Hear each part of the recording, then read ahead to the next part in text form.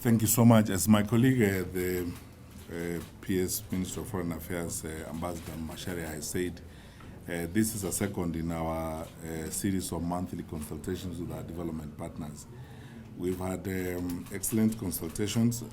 Let me begin, first of all, by saying on my own behalf, on behalf of the executive branch of government, say how grateful we are to our development partners. All of them who are here. We've worked very closely with them. We've gone through serious challenges in the past on COVID-19. Some of the vaccines we are administering in the country have been contributed by our development partners who are here. We've worked with some of them on, quite a wide range of development projects and activities. All the development partners who are here are engaged with the Kenya government on various development activities. We met to compare notes on how we are doing and how these activities are going.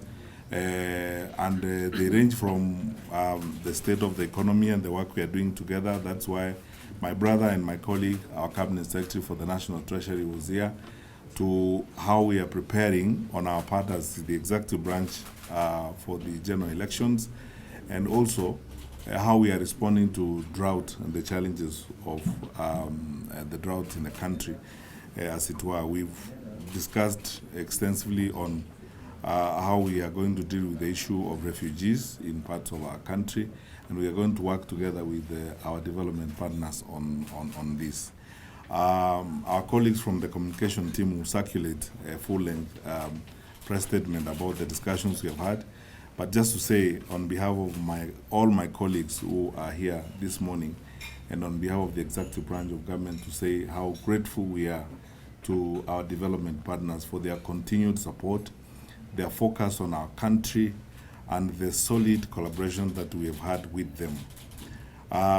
Before I invite the World Bank Country Director, who will say something on their behalf, I need also to say that this has happened courtesy of the very strong focus that our government has had on fostering and building better working relations with our development partners.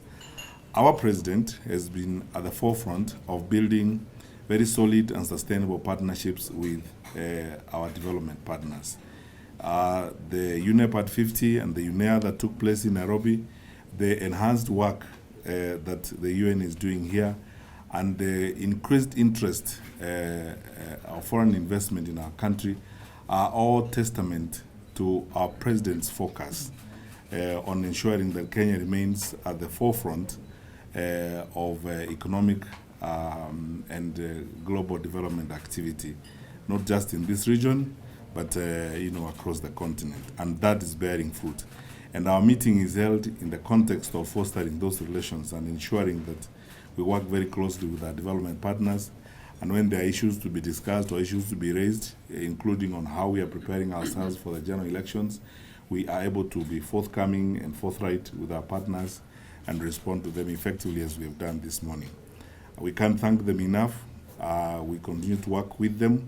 We will be responsive to them. I have made that assurance on behalf of the executive branch of government. We will be very responsive to our development partners, and we will continue to work with them as we move forward.